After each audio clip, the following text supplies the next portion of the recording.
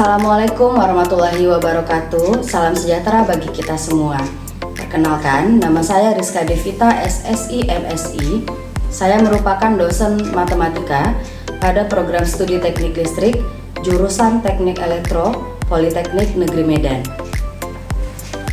Terima kasih atas kesempatan yang diberikan, dan perkenankan pada kesempatan ini saya menyampaikan dokumen pernyataan diri dosen dalam unjuk kerja Tridharma Perguruan Tinggi atau PDD UKT-PT unsur pendidikan dan pengajaran.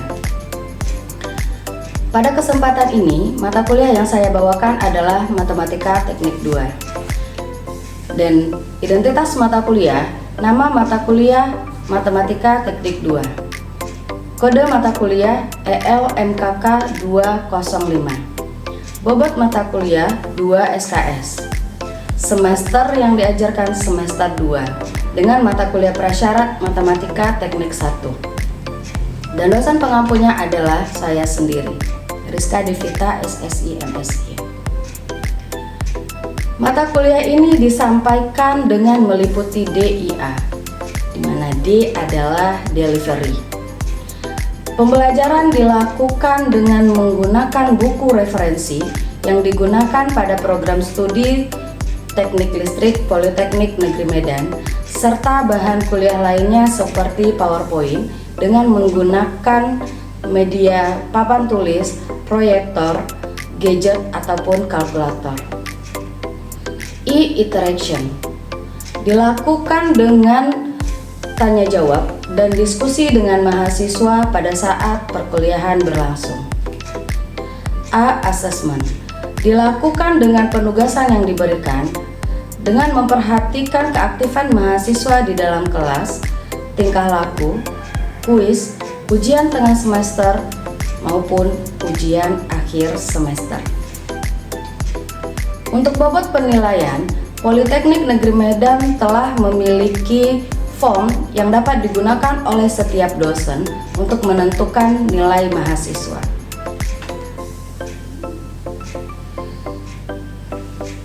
Perlu saya sampaikan bahwa sejak tahun 2020, Politeknik Negeri Medan telah memiliki e-learning yang dinamakan dengan Sistem Pembelajaran Digital atau SIPADI, yang dapat digunakan untuk kegiatan pembelajaran baik daring maupun luring. Sampai pada saat ini, SIPADI ini masih aktif digunakan dalam perlengkapan kegiatan pembelajaran di kampus.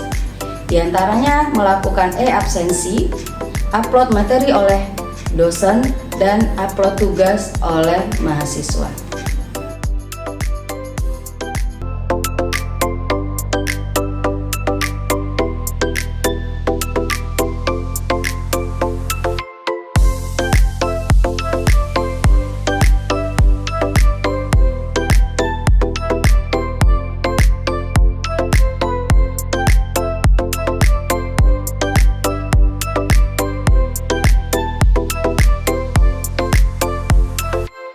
Deskripsi mata kuliah. Mata kuliah ini memberikan pengetahuan, keterampilan, dan kemampuan untuk mahasiswa untuk menganalisis permasalahan dan perkembangan dalam memahami materi integral atau anti turunan, persamaan diferensial biasa, metode operator D, serta transformasi Laplace. Capaian pembelajaran mata kuliah. Mahasiswa mampu menerapkan matematika terapan, dalam hal ini kalkulus dan trigonometri, dalam melakukan penyelesaian permasalahan perhitungan matematika di dalam teknik listrik.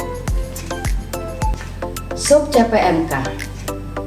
Sub CPMK untuk mata kuliah ini adalah yang pertama, mahasiswa mampu memecahkan permasalahan pada case study tentang integral atau anti turunan serta aplikasinya dalam teknik listrik. Sub CPMK yang kedua, mahasiswa mampu memecahkan permasalahan pada case study tentang persamaan diferensial biasa dan aplikasinya dalam teknik listrik. Sub CPMK yang ketiga, mahasiswa mampu memecahkan permasalahan pada case study tentang metode operator D dan aplikasinya dalam teknik listrik. Sub CPMK yang keempat, mahasiswa mampu memecahkan permasalahan pada case study tentang transformasi Laplace dan aplikasinya dalam teknik listrik. Untuk lebih detailnya, berikut saya tampilkan RPS untuk mata kuliah Matematika Teknik 2. Pada RPS ini sudah tertera CPL Prodi, CPMK, Sub CPMK, dan bahan kajian materi pembelajaran, di mana bahan kajian materi pembelajaran meliputi integral atau anti turunan, yang kedua persamaan diferensial biasa, yang ketiga metode operator D, dan yang keempat transformasi Laplace. Pada RPS ini juga sudah tertera daftar referensi yang bisa digunakan, nama dosen pengampu, serta mata kuliah prasyarat. Mata kuliah ini disampaikan dalam 16 minggu pertemuan, di mana pada pertemuan pertama sampai pertemuan ke-7 berlangsung perkuliahan di dalam kelas, dan pada pertemuan ke-8 dilaksanakan ujian tengah semester atau UTS. Kemudian dilanjutkan dengan pertemuan 9 sampai pertemuan 15, perkuliahan dilanjutkan di dalam kelas. Kemudian pada pertemuan ke-16 dilaksanakan ujian akhir semester.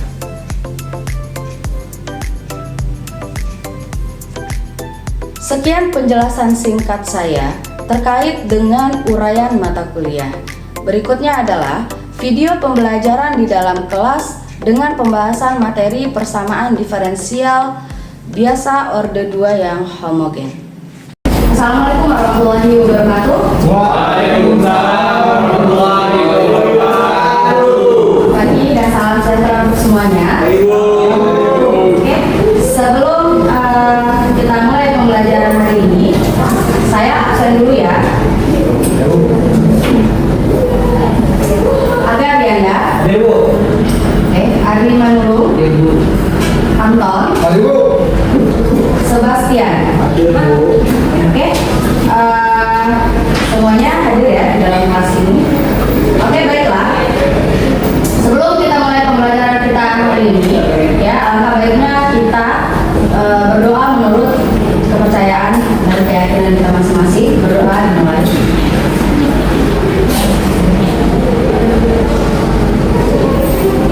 Selesai. Oke. Nah,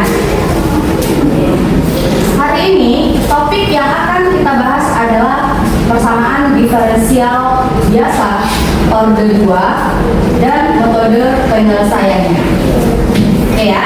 Nah, sebelumnya kita belajar persamaan diferensial biasa orde 1 ya. Nah, oke. Nah, dalam topik yang hari ini kita bahas, tujuan dari pembelajaran kita adalah mahasiswa mampu menyelesaikan persamaan diferensial biasa orde 2 yang homogen. Yang kedua, mahasiswa mampu menyelesaikan persamaan diferensial biasa orde 2 yang non homogen. Dan yang ketiga, mahasiswa mampu mengaplikasikan persamaan diferensial orde 2 ke dalam masalah-masalah yang berkaitan dengan masalah keteknikan, ya, terkhusus untuk teknik listrik. Oke, kita masuk ke materi kita ya. Persamaan diferensial biasa orde 2 dan metode penyelesaiannya. Kalau tadi kita sudah membahas, kalau tadi saya sudah tanyakan, sebelum PD orde 2 ada PD orde 1 yang udah kita bahas di minggu sebelumnya. Oke?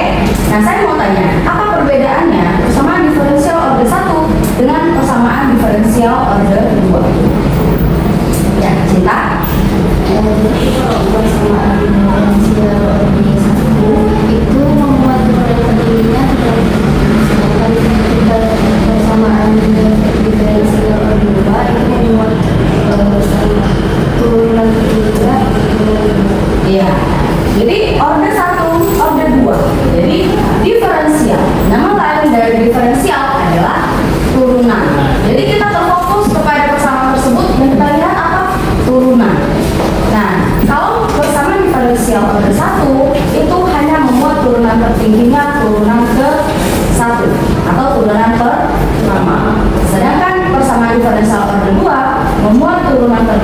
adalah turunan kedua. Oke, kalau saya punya fungsi, ya, kalau saya punya fungsi fx, maka turunan pertamanya adalah f aksen x, ya. F aksen x dapat ditulis juga dengan dy dx, ya. Jadi kadang-kala kalau kita menulis f aksen x atau dy dx, kedua ini artinya sama-sama turunan pertama. Kemudian kalau turunan pertama kita turunkan lagi, maka akan kita peroleh turunan kedua. Turunan kedua apa? F double aksen, ya, atau dapat juga ditulis d2y per dx2. Ini artinya turunan kedua. Jadi d2y ini bukan berarti b kali d kali y, ya, tapi adalah hanya simbol menunjukkan bahwa simbol ini adalah turunan kedua dari fungsi y terhadap x. Oke, ya, sampai sini paham? Oke, kita lanjut.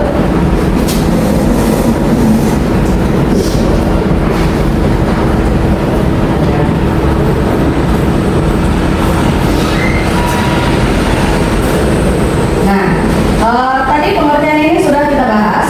Nah, ada contoh di sini, ya. Nah, yang saya lingkar ini adalah turunan kedua.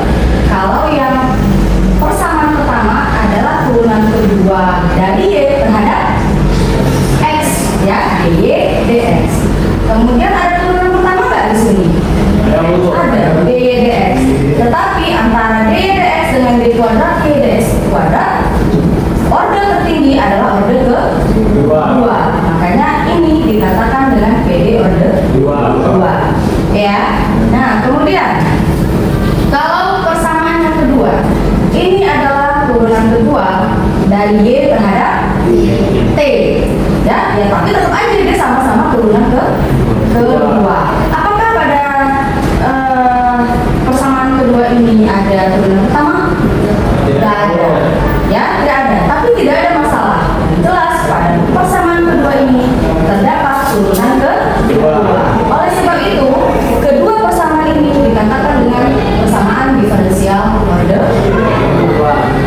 Oke, ya. Kita lanjut.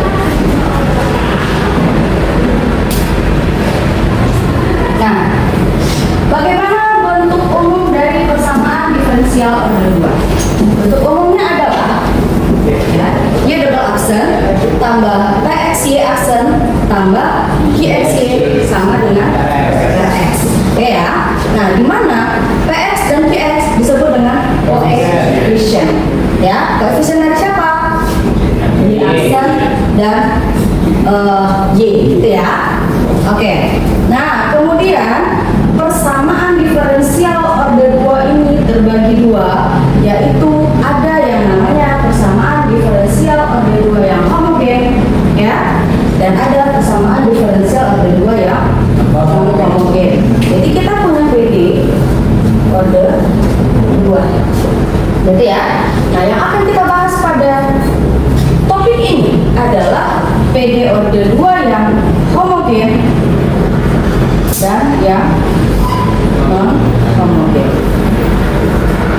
Kalau secara umum, ya, bentuk umum dari PD orde 2 itu ini. Apa yang membedakan homogen dengan non homogen? Kita tinjau hanya ruas kanan setelah sama dengan ini atau Rx. Apabila Rx-nya sama dengan 0, maka persamaan diferensial ini akan menjadi persamaan diferensial orde 2 yang homogen. Artinya, kalau Rx-nya tidak 0, maka dia jadi PD orde 2 yang non-homogen. Bisa jadi Rx-nya ini nanti 1, 2, 3, 4, cos X, min X, ya, atau 2X tambah 3, gitu ya. Nah, pokoknya selain 0, maka PD orde 2-nya adalah non-homogen. Ya, yang kita bahas itu satu-satu. Kita bahas homogen dulu, baru kemudian nanti ke non-homogen. Ya, tadi kita sampaikan bahwa kalau Rx-nya 0, maka PD order 2-nya adalah homogen. Jadi persamaan diferensial yang ini akan berubah menjadi ini. Ya, dimana koefisien Px dan Qx saya sederhanakan saja menulisnya dengan A dan B. Ya, jadi bentuk umum dari persamaan diferensial order 2 yang homogen adalah Y double aksen tambah AY aksen tambah BY sama dengan 0. Ya, jadi kalau jumpa seperti ini nanti maka ini adalah PD order 2 homogen. Oke, nah kita masuk ke bagaimana cara menyelesaikan PD order 2 yang homogen ini. Kalau kalian perhatikan, ini adalah PD order 2 yang homogen. Kemudian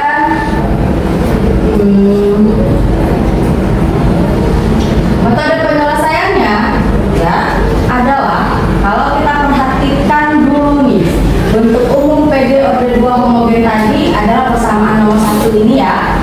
Oke, nah kalau kita misalkan Y itu sama dengan E pangkat X, maka Y aksennya adalah turunan dari R dan turunan dari E pangkat Rs, yaitu R kali E pangkat Rs. Ya, cara menurunkan atau mendiferensialkan kita sudah bahas di semester pertama, semester 1.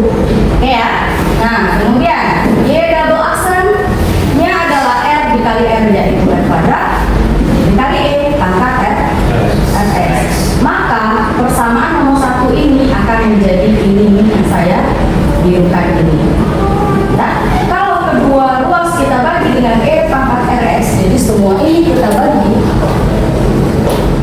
dengan E pangkat Rs, maka ini jadi R kuadrat tambah AR tambah B sama dengan 0. Ini yang saya tulis di dalam kotak warna merah. Oke ya. Nah, kemudian cara penyelesaiannya adalah dengan merubah PD order 2 yang homogen tersebut menjadi persamaan karakteristik. Sekarang persamaan karakteristiknya adalah R kuadrat tambah AR tambah B sama dengan 0. Ya, kalau logika sederhana saja, ya saya tidak minta kalian untuk menghafal ini. Kita hanya tinggal mengganti.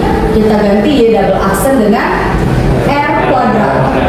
Ya, kemudian Y dengan ini Y aksen ya. Kemudian Y aksen dengan R dan Y ini satu kali B,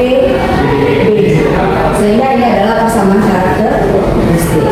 Coba perhatikan persamaan karakteristik. Kira-kira persamaan karakteristiknya ini berbentuk persamaan apa? Persamaan kuadrat.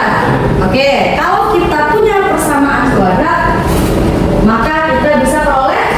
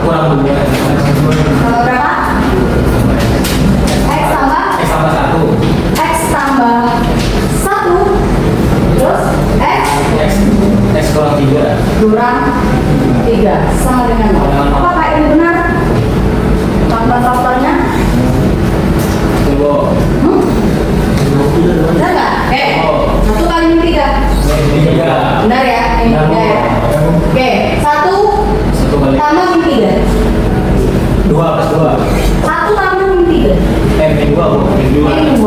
Berarti kenapa itu faktor-faktornya? Tidak. Jadi harusnya apa?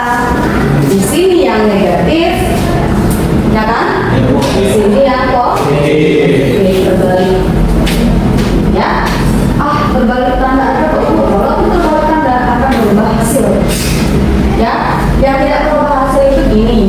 X tambah 3 nanti X kurang 1. Ya, karena perkalian bersifat komutatif. Apa arti komutatif? Dapat ditukar. Ya. Nah, tadi kata Anton, kita bisa dapat faktor-faktornya, kemudian kita bisa dapat akarnya. Dari sini kita punya X kurang 1 sama dengan 0 atau X tambah 3 sama dengan 0. Artinya perkalian ini akan sama dengan 0 apabila salah satunya aja 0. Kalau salah satunya 0, pasti akan jadi 0 lah hasil perkalian tersebut.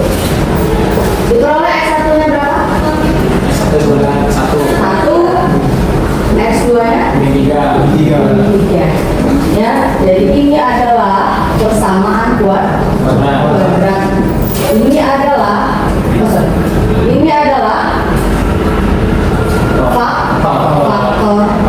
faktornya, dan ini adalah akar. Oke, selanjutnya bagaimana aplikasinya di dalam teknik diskrit? Kalian perhatikan contoh ini. Suatu rangkaian RLC dengan R-nya 3 ohm, L 1 Henry, dan C 0,5 coulomb, serta tegangannya adalah 0. Pertanyaannya, hitunglah arus pada saat T sama dengan 2 second dengan I0 sama dengan 0 dan I aksen 0 sama dengan 1. Nah, persamaan diferensial homogennya kita peroleh adalah L I double aksen tambah R I aksen tambah I per C sama dengan dV dt. Kita substitusikan nilai-nilai yang diketahui sehingga kita perolehlah PD homogennya, yaitu I double aksen tambah 3I aksen tambah 2I sama dengan 0. Pengerjaannya kita kerjakan sesuai dengan cara mengerjakan PD order 2 yang homogen.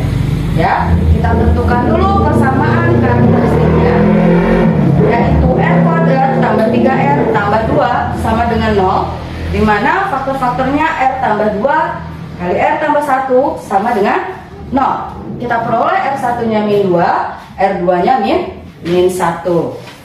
Nah, kemudian ini adalah termasuk kepada akar tipe pertama, sehingga solusi umumnya adalah C1E pangkat min 2T tambah C2E pangkat min T. Ini adalah I. Nah, kemudian I aksennya sama dengan min 2 C1E pangkat min 2T dikurang C2E pangkat min T.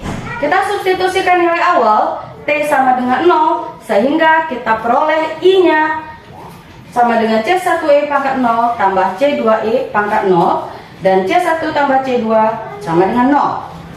Kemudian I aksen 0 sama dengan 1. Kita peroleh C1 tambah C2 sama dengan 0. Kita lakukan eliminasi sehingga diperoleh C1 sama dengan min 1 dan C2 sama dengan 1. Sehingga persamaan untuk arusnya adalah I sama dengan E pangkat min 2T ditambah E pangkat min T. Nah, berapa nilai arus pada saat T sama dengan 2? Kita substitusi 2 ke dalam T, sehingga jadinya E pangkat min 2 kali 2 tambah E pangkat min 2 sama dengan E pangkat min 4 tambah E pangkat min 2. Kemudian kita hitunglah dengan kalkulator. E pangkat min 4 itu diperoleh 0,02 dan E pangkat min 2 itu diperoleh 0,13. Kita jumlahkan diperoleh 0,15, sehingga besarnya arus pada saat T sama dengan 2 adalah 0,15 ampere. Ini ada tugas. Saya berikan tugas dalam bentuk 4 nomor 1, 2, 3, dan 4 ya. Nah, bagaimana cara mengerjakan tugas? Kalian hanya tinggal melihat prosedur atau urutan cara mengerjakannya di slide yang sudah saya tampilkan ini. Oke, nanti materi ini Ibu akan masukkan ke dalam e-learning pagi ya. Kita sedikit pemanasan dulu dengan tugas ini. Saya mau bahas soal nomor 1. Kira-kira ada nggak yang bisa menuliskan soal nomor 1 ini penyelesaiannya ke papan tulis? Ada? Y double aksen kurang 3Y aksen tambah 2Y sama dengan 0. Ya, Billy.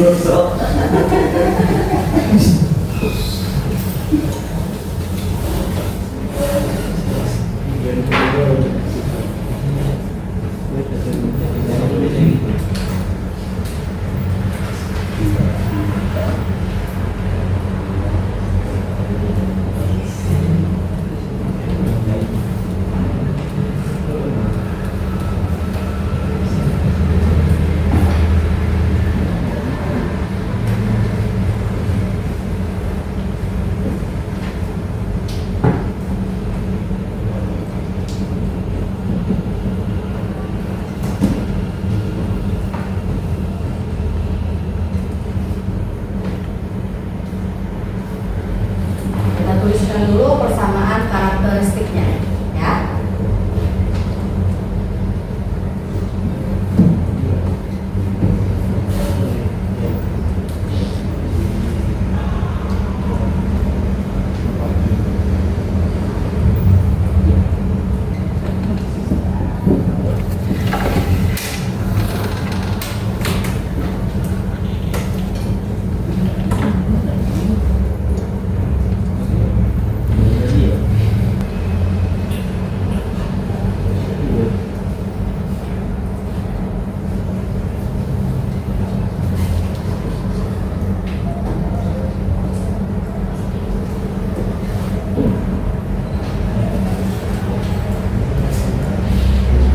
Gimana? Benar nggak?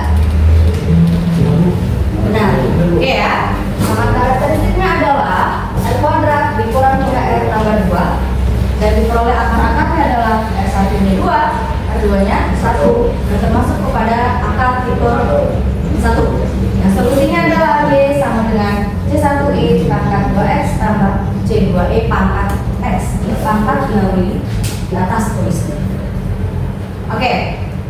Nah, ini sebagai contoh atau salah jadi panduan kalian dalam mengerjakan tugas nanti di rumah. Saya harapkan mahasiswa semuanya mengerjakan tugas dengan sebaik-baiknya supaya kita bisa lebih mudah dalam pembelajaran materi berikutnya. Oke ya? Ada pertanyaan lagi sampai di sini? Tidak ada? Oke, tadi tugasnya dikumpul di mana? Si pagi. Oke, waktunya sesuai dengan jam pembelajaran kita di hari Senin ini. Oke, kalau tidak ada lagi pertanyaan, pertemuan kita hari ini saya selesaikan sampai di sini di PD orde 2 yang homogen. Minggu depan, insya Allah kita akan masuk ke persamaan diferensial orde 2 yang non homogen, penyelesaiannya dan aplikasinya nanti. Oke ya. Nah, kalau tidak ada lagi pertanyaan, saya sudahi dulu kuliah kita hari ini. Terima kasih atas kehadirannya. Wabillahi taufiq wal hidayah. Assalamualaikum warahmatullahi wabarakatuh. Waalaikumsalam warahmatullahi wabarakatuh. Selamat siang dan salam sejahtera untuk kita semua. Sampai jumpa minggu depan. Demikian seluruh rangkaian pernyataan diri dosen dalam unjuk kerja Tridharma Perguruan Tinggi atau PTD UKT PT Unsur Pendidikan dan Pengajaran. Saya Rizka Devita, SSI MSI, mengucapkan terima kasih atas perhatiannya. Wassalamualaikum warahmatullahi wabarakatuh. Salam sejahtera bagi kita semua.